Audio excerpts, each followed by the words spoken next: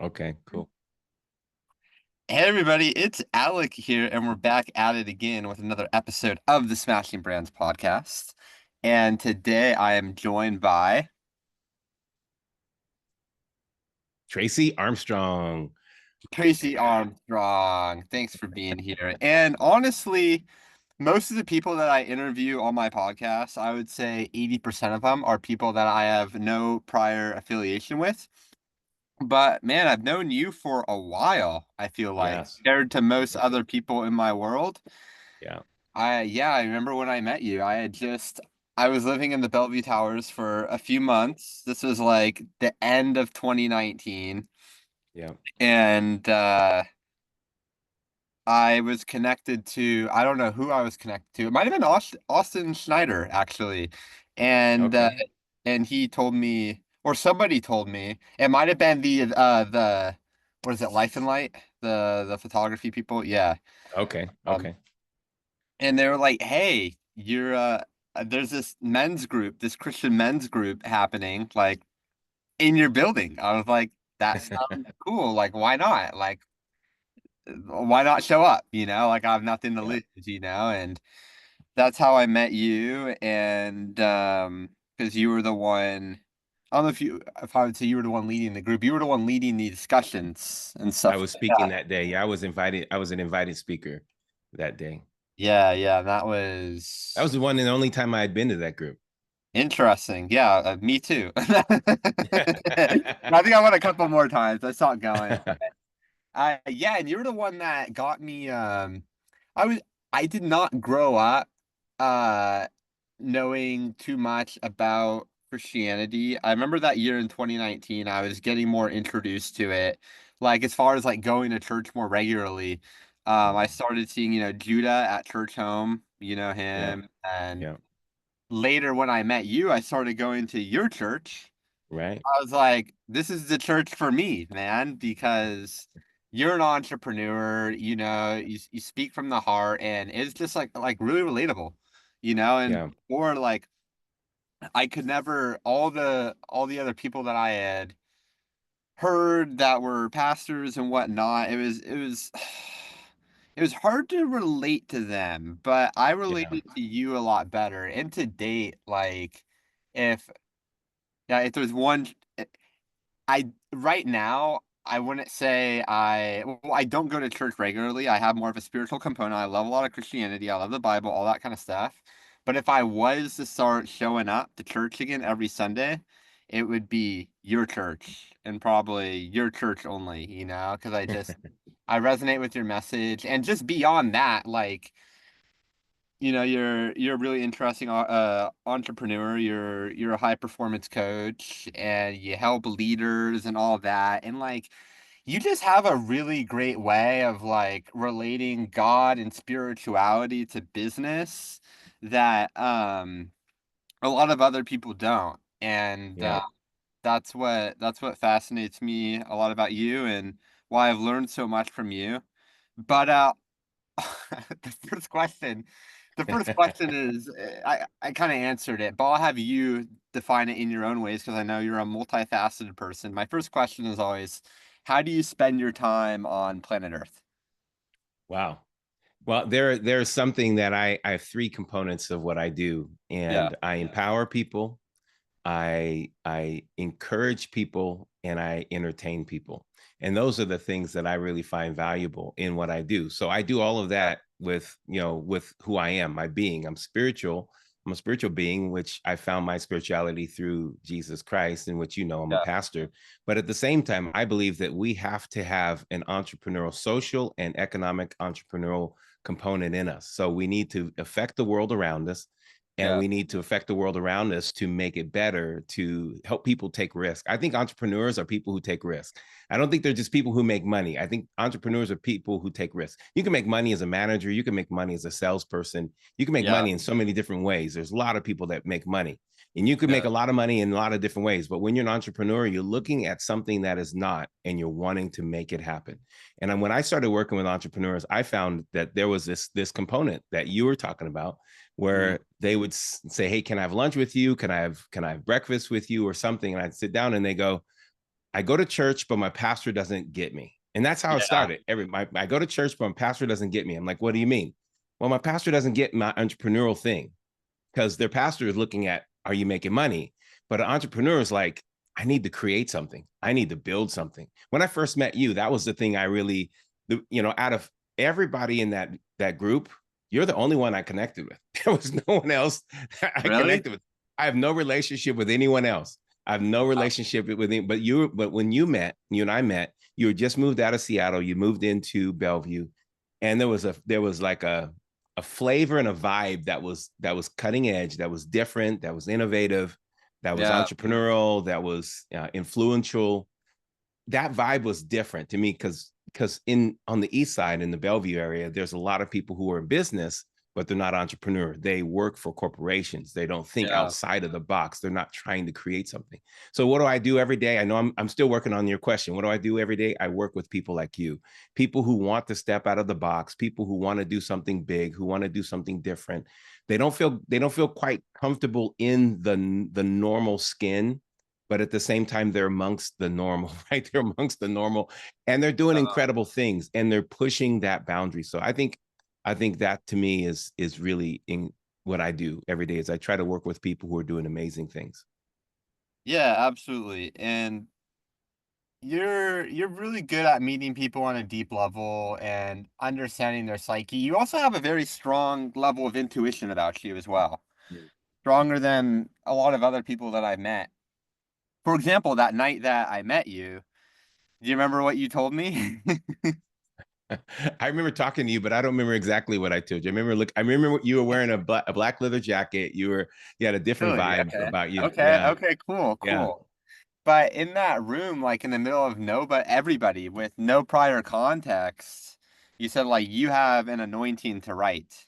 Mm, Like you told me that. I don't know if that's what you told a lot of other people, but it's what you told me, and that really hit home. You should like write a book or something like that. yeah, yeah, And later on, I did learn that I was a pretty great writer, and yeah. I wrote a lot of posts. You've probably read them Sure. since. You're a great copywriter. I've seen your posts. I've seen your. I mean, that's your business. I didn't know that was your business. I didn't know branding was your business. I didn't know what you did, but I could see the writing. Yeah. Yeah. But anyway, it's just how do you when you approach somebody that wants to make a change in their life, they're working on creating something. Like we all know this, we're all our own worst enemy at the end of the day. Yeah. Like truly, when I think of whatever is holding me back, like it's almost always my own thought patterns. Yeah. You know, and Exactly. and the thought patterns are so addictive. It's like, wow, like I don't do drugs. I haven't had a drink in a few years. Like I'm very like straight edge. Yeah. I'm like, dang, like I see myself when I'm addicted to my emotional patterns. Yeah. And it's interesting with technology, I've kind of come to this realization, but like ChatGPT is amazing, right? But the Yeah. thing about ChatGPT is that it gives us access to always get something answered, even if it's a question that like we shouldn't even be asking. Like we Sure. can overthink and overanalyze and all this kind of stuff. You should have left that question alone. Yeah. Yeah, exactly. So I want to know, like, on that topic, what do you feel like is the way out of that purity of mind, that purity of energy, the flow state, the joy, the happiness? Like, Mm. what do you believe is one of the first steps people should take if they're looking to make like a drastic change in their life? Well, honestly, I think you should get someone in your corner. You should get a coach. I Yeah, think anyone who wants to go to the next level needs to have a coach. And what you've done as a coach and what I've done as a coach is we get to tell people the anti-obvious, right? The thing that they don't see, the scotoma, the blind spot. And a yeah, person doesn't really hire me to tell them what they know or even to endorse what they know. They want me to find the blind spot. What's holding me back? Where's yeah, that? What's keeping me back? What's the thing that's unraveling me? And no, most of the time, it's such a subtle nuance that they don't actually see it. They don't actually see it, and that subtle nuance is the thing that's just they snag their coat yeah, or their shirt and they keep moving, but it's unraveling everything. And when we can find out what that nuance is, and most of the time we can find it over a long period of time, if you and I just work on ourselves, keep on, self-sufficient, working on ourselves, over time, we'll start to see the ripples in the water. But it's so far along that it takes so long. So we try to ask chat, right? We try to ask chat these questions, these Yeah. probing questions that literally they are only questions that we can ask. These are probing questions that enlighten us, that give us an aha. And we expect that to happen through Google or chat. But there's a coach for you. There's someone that says a mentor. I believe in, four things: a coach, trainer, teacher, and a mentor. So when you understand that there's some aspect that I've got to grow, and if you choose to grow, you will. So my scotoma today is what I don't see. But yet it is the one thing that keeps me from the goal that I really want. And if I can actually find out what it is that I'm not aware of, like you talked about awareness earlier, the key to your next level is always being aware of something that you weren't aware of before, having that aha moment. And ahas only come through asking questions. So it is beneficial for us to ask chat, but it's not beneficial for us to think that chat has the answer. Just like asking a coach something, it's beneficial for us to ask a coach. But if you're a good coach, you ask more questions than you answer. I ask more questions, and I have probing questions that cause a person to dig deep. And then all of a sudden the aha comes up and they go, oh, okay, I see. And they answer their own question. But it's having someone who knows that I ask the right questions to get it to come up. Right. So we try to do that with chat, but I hear what you're saying. It doesn't serve us well. I saw it from a reel that David Meltzer posted a while back. He said it perfectly. He said, "Hey, right, like right now, AI is a great servant. It's not a great Yeah. leader." Right. For sure. For sure. I think it's excellent for increasing our productivity, but Yeah. there's no one more creative than you. I mean, you're one of the most creative people I've encountered. I mean, the way that you approach ads, the way that you approach communication, the way that you approach your events, the way that you approach community building, you see things from a different angle, and that's the power of the future, is to see something in the future from a different angle, and Yeah. basically surround that, get on that before anyone else.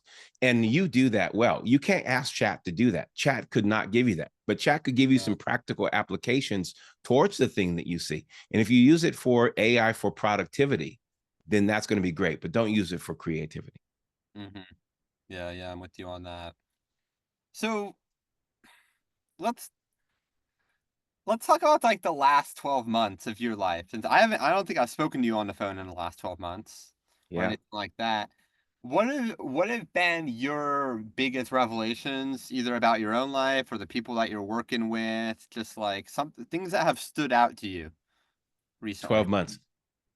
Well, 12 months, I think a lot of people are getting the same revelation, same insight, but doing something by yourself is okay, but doing something with a team and with a group of people and building community, that's the most important. And if you can build a tribe, if you can actually build the tribe, not just be in a tribe, but if you can create what I call a cluster of grapes, if you can create that cluster, then your world and your future is going to be different.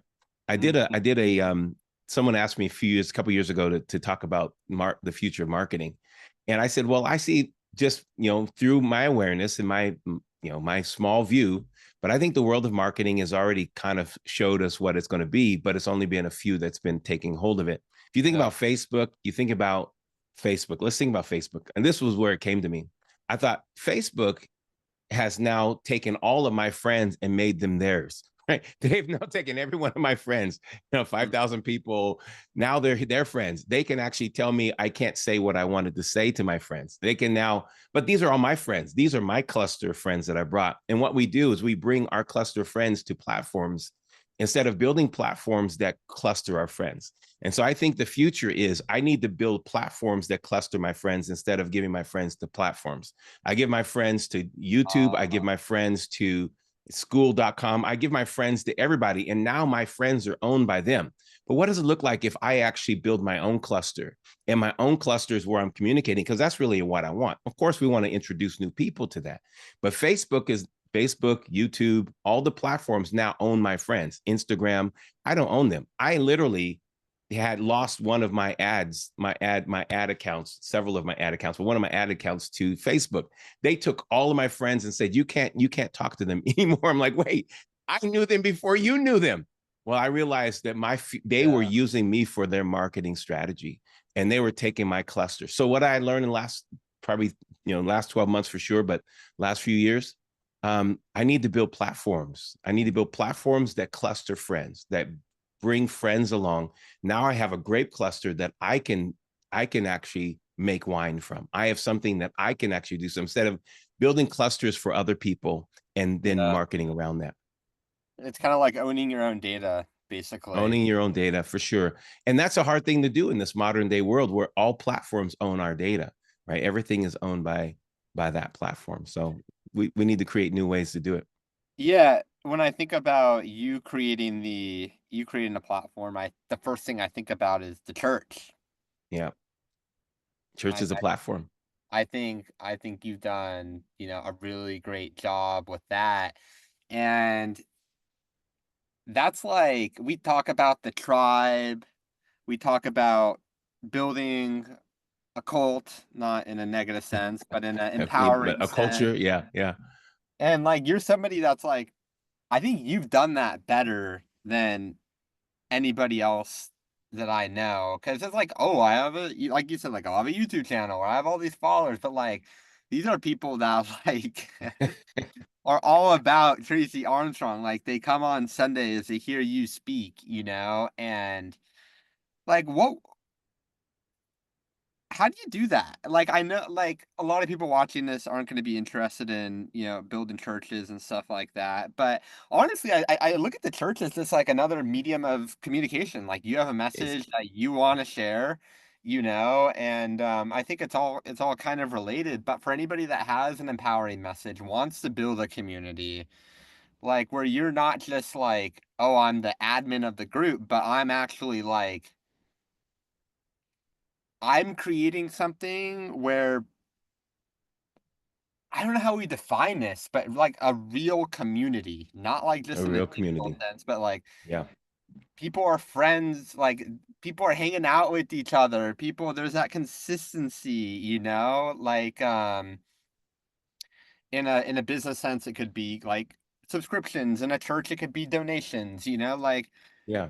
how do you look at for anybody that's looking to build a really strong community, like what you've done with like Citadel Church and some of the other things that you're working on, like what are I'm gonna phrase this question differently actually to make it a little bit more interesting. If you were to go back for when you were just starting it and you were had a conversation with the Tracey Armstrong of today, what would you tell that person when you're starting out? Such a great question. And I think the realization is that we have to focus on what I have to do as a church leader is I Mhm. have to focus on the needs of the people, not my needs. And so when you're building a community, you focus on the needs of the people. And we know that as marketers, right? We know that as Yeah, branders. But the realization is most people don't do that purposefully with a community in mind.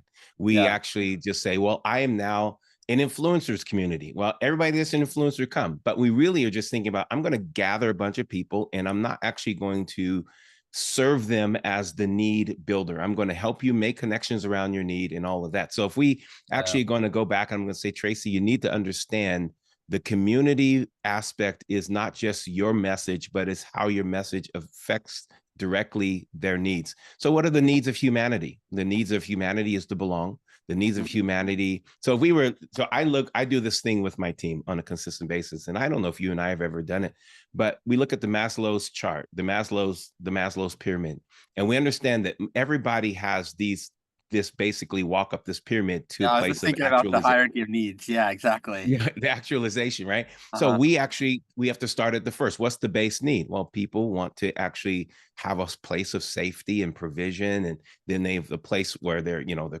simple needs of clothing, and then moves Yeah, up to protection, and then belonging, and then feeling loved and feeling hurt, right? When we do that, when we're building a community and we're actually knowing that we're walking a person deeper in the community, the yeah, deeper they go into actualization, the more they're involved in the community.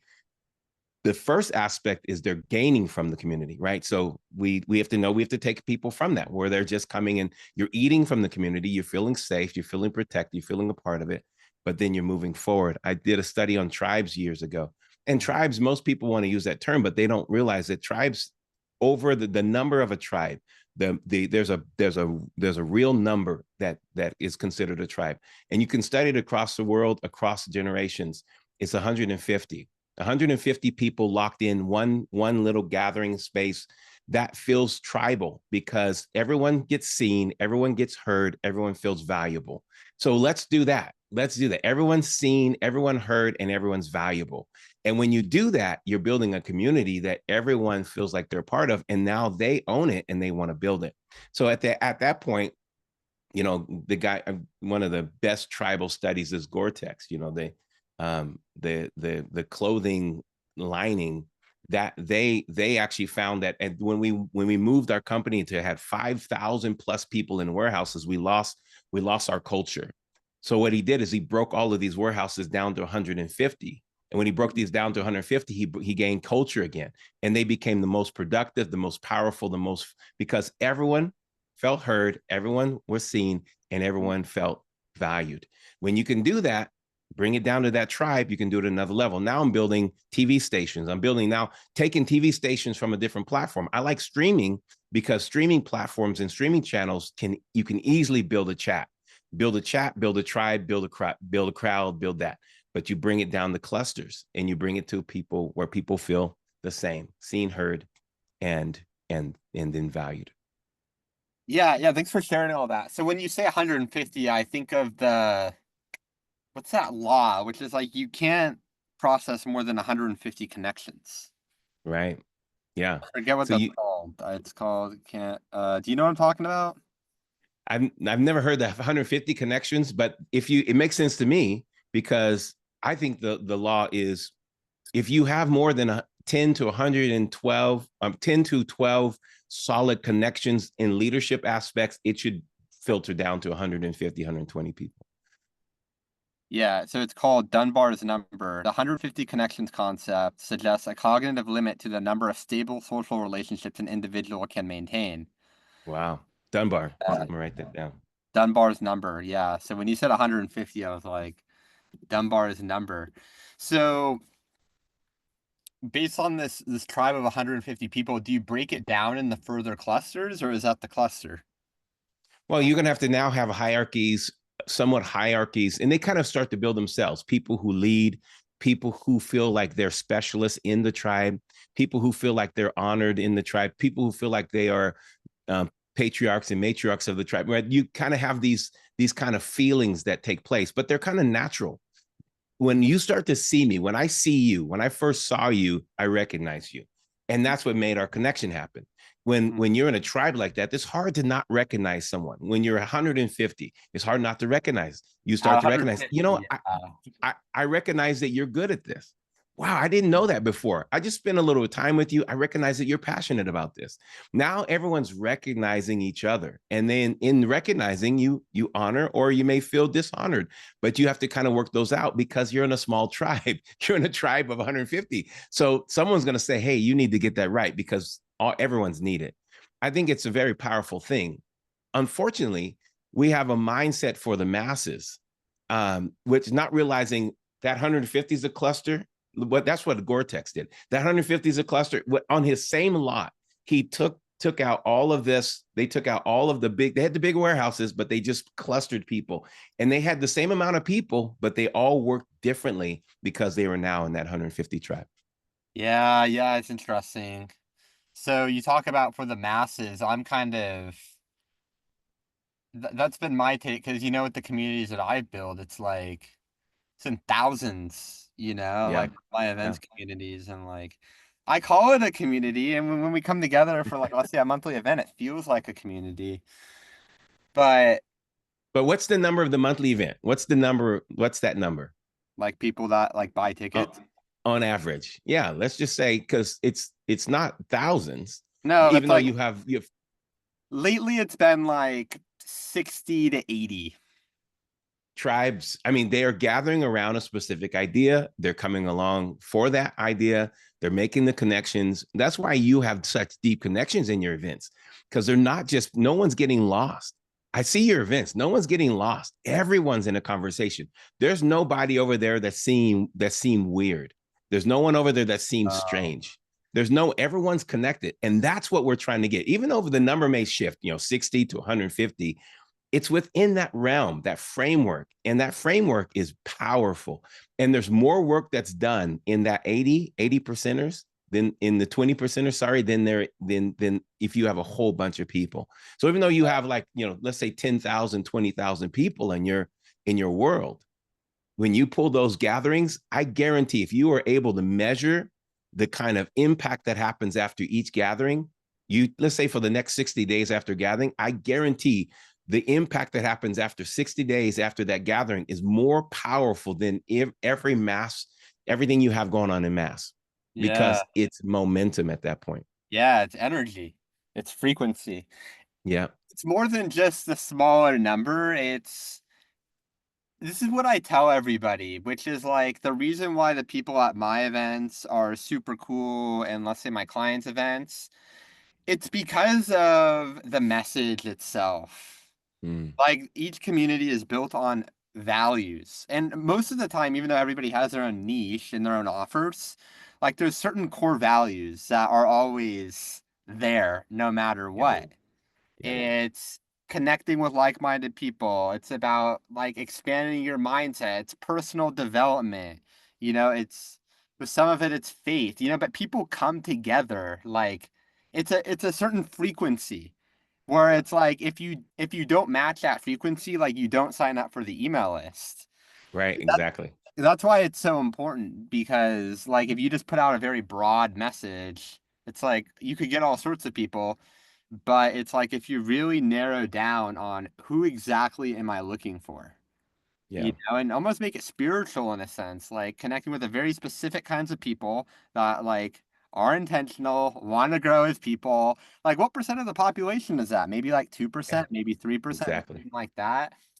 So that's I really like the I like the idea of the, I keep saying clusters, the cluster grapes, because if you ever eat grapes, it's interesting. Each piece of fruit is its own individual thing with its own seed and its own system, but yeah. it all hangs down one spine, and that's what you're talking about. That same value system, and it all hangs on. Even though we're individual, we're all hanging on through the same vine, the same insight, the same desire. And if we do that, whether you do, I think there was one point you were doing branding, you did a branding event, and then you did another type of event.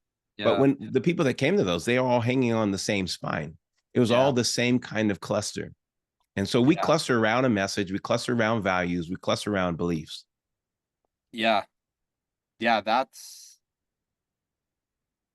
everything, to be honest. So, what are like when you're creating your clusters, your communities, all of that, what are those like? Describe the frequency. Like, what are the values that are composed? Yeah. Well, I think first of all, you have to be someone that is dreaming. I mean, you have to dream. You have to be someone who's actually building something. So I like dreamers and builders, people Yeah. who are dreamers and builders. If you are someone that's not dreaming and you stay around, it's going to be uncomfortable. I think I make people around me that are not dreamers very uncomfortable unless they can find themselves in the dream. They need to see themselves in the dream. They need to read the vision. They need to read the vision statement, whatever it is, whatever the deck, and they need to see themselves in it. So that's why we create such clear conversation. We create a conversation and they either like it or they don't like it. They love it. They trust it. Somehow they're going to find their way in. It just makes me think of my Instagram because, like, if you go to my Instagram, even your Instagram, like, we all have like very powerful messages that we're putting out, and we're like intentional on how we're on our message. And it's like, that's for a core reason. It's like, we can't have stale personalities because that Right. doesn't serve us. It's like, we want people to either like what we're saying and follow us, or if it's not for you, it's not for It's, you. it's not for you. And it's interesting because I meet a lot of people, let's say out and about, like if I'm going on vacation or something like that. And like sometimes like we'll connect over Instagram or whatever. And like I might notice like they don't follow me back. And I'm like, but I get it. because I'm not for everybody. Like you Yeah, might be yeah, intimidated, you might not resonate, something might trigger you, you know? right, I know if I'm right, in the right rooms, like if I'm on the right events and stuff like that, more curated environments, we're all on a similar frequency. But the yeah, majority of people on Earth are not in our frequency, which no, is just no, like it's so interesting because in our world we find people all the time, but if we literally had conversations with people just out on the street, we would find that most of them yeah. are not like that, which is why we just need to be so specific in who we are so that we attract the right people. And there's more than enough to go around. And the right people doesn't have to be millions. I mean, it has to be the people that resonate and who are going to run with you, Yeah. who are going to connect with you. And I think the more we can actually get to the value and the quality of kind of follower, right? So if we were to run today, let's say you and I go, listen, we're building a new TV streaming Mhm. channel. And so what we're going to do is we're going to get out there and just bust out a bunch of ads. We're going to, communicate. The realization is we want to know that we're running with the right people. We don't want to just be out there just collecting a bunch of people, because then Yeah. those people aren't ready to run. We want to have people that are ready to run, people that are ready to serve with us, the community that we're building. Yeah, and because that message is so clear and so direct, people might say like, "Oh, because you're so specific in who you're trying to attract, like you'll get less people." Actually, the opposite is true. I think you'll actually get a lower cost per result. You'll get more Yeah. contacts because the right people will know that's for them. Yes. And the So, realization is the quality, because right now, if I talk to any high ticket salesperson, I'm talking to some high ticket salespeople, and when they get leads are the quality of the lead is the most important, not the amount of the lead. If they yeah, get a bunch of leads, they know the quality is down. If they get the solid leads, those are leads that we're closing. The rate of closing is going to increase. So the quality of person that you have on your Instagram is going to be important. The quality of yeah, person that you have in your community is going to be important. and it also depends on how they became a lead in the first place. Like just responding to an ad is a lot different than somebody that's been binge watching your YouTube videos. Right? Exactly. Right now, there is such a excitement. Just 6 months ago, 8 months ago, wasn't excitement on long format on YouTube. But now things are shifting because people want to connect. They want that. So long format is actually exciting. People want to hear more. They want to listen more. They want to connect more. I mean, 2-3 hour podcasts. I mean, come on. It's like who in the world is wanting, but that's how people are digesting the podcast. Yeah. And the average podcast listener, the average person who goes to you goes to iTunes, that person's demographic, just financial demographic, is $250,000 on average. Oh That person wow. who listens to a podcast is $250,000 on average. That's not the same on YouTube. So that person who listens longer has a greater opportunity or a greater connection with you if you're a money person. Interesting. Okay, so people that watch podcasts on average make $250,000 a year. Yeah, that's the average. Is it any podcast or is it like business specific podcasts? Well, most people who are going to podcasts are like that. No, Yeah. that's just a person who's going to podcasts because they know podcast is not entertaining. Podcast is getting me to my next level. Yeah. Podcast is pushing me to my next level. So if I'm just going, but I'll go to YouTube for entertainment. I'll go to Instagram for entertainment. I'll go to TikTok for entertainment. TikTok's shifting. TikTok's becoming an educational platform. It's pretty powerful. But they go to platforms for specific reasons, and of course Instagram is a lot of fun, a lot of playing, but podcast, people are going there for education. Yeah. Yeah, absolutely. So, Tracy, I got one last question for you. Okay, I love this, man. Thank you. Yeah, absolutely. I think you'll like this question a lot. So, let's say it's the end of your life. Okay. Mm. You've done everything that you've wanted to do. However, there's nothing to show for it. Like, there's no podcast, there's no YouTube channel, there's no books, nothing. For whatever reason, it doesn't exist. However, Mm. you have a speakerphone and you can talk to the entire world and you can share with the world three truths, three things that you know to be true about the world around you. What do you say to the people? Wow, how much time do I have? I Enough. have enough time. All right, so if I'm going to tell the people, first of all, I think there's aspects of a human. You said three things. So I would make sure that I'm going to interact with that person on, or those people on every aspect. So let's say if we're talking about a being, we're spirit, we're soul, and we're body, right? So Yeah. how do I deal with that? So first, I'm going to start off with spirit. Make sure that you're living from a place that's literally driving you. And of course, being a Christian and being a pastor leader, I've got to introduce people to a source that's deeper, right? A source. So I introduced them to my source, Jesus. I introduced them to the source of strength, the source of vibrato, the source of victory. I introduced them to that. Second of all, I have to help them understand the value of their mental and emotional health, their soul. And everything that you do from the future issues out of your heart. So if you don't take care of your heart and your mind, then what you are producing in life is not going to work. And then the third aspect, I would just dig in and say, let's talk about building legacy. And then I would give them something to run with. I would give them a vision. One of the things, if I couldn't build anything, I would spend my life building a vision so big that it demanded 5 generations to fulfill it. Right. And so I would give them like the patriarch commissioning. I'm on my deathbed. And this is what if you read the Bible, patriarchs, what they did is on their deathbed, they released commissioning to all of their children to run into their future. This is what I'm giving you. David left his son Solomon billions of dollars and said, build God a house, right? So this is what I would do. First of all, you're spiritually connected to God. You're not all by yourself. He's always going to help you. Yeah. Number 2, your soul is so important. As a man thinks, so is he. All these thoughts, you prosper and be in health even as your soul prospers. So if you are not healthy right now, I'm experiencing in the world, the people I encounter, Alec, there are people having emotional and mental crises. They can't fulfill what they're called to do. They can't fulfill who they are. They're having crises. So we would get them out of that crisis. I'd give them some tools, quick tools to get them out of that crisis, to help them think properly. And then we would give them something to run towards, a vision, something that's bigger than themselves. Yeah, that's great. And that's probably the most in-depth answer that I've received so far on the podcast. But it proves a point. It proves a point that it's not just like 3 things. Like, It's not 3 things.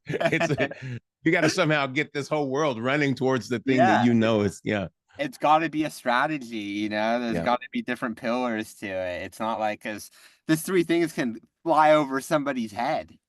Yeah, because I could easily say, hey, the 3 things: live, love, laugh. I could say that because that's some live, love, laugh. But that's not going to leave any. They'll forget it, walk away. Yeah, absolutely. Well, I love that response. Where can the people find you, Tracey? Okay, of course, influencer coach on Instagram, which is Tracey Armstrong. You can go to. I have a new book on Amazon. It's bestseller. Did you know that? New bestseller. This is my 14th book. This is Launch Online. Anyone that wants to start a business, I take this and I kind of just explode. It's a textbook for launching your business online. But overall, if you want to start a business, this is all business principles. That's on Amazon.com. Launch Online and Tracey Armstrong. I love it. Well, Tracey, thanks so much for being on the show. Really enjoyed this one. Man, my pleasure. My pleasure. Thank you, Alec. I love working with you, and I think we have a lifelong journey together, which I'm excited about. Absolutely.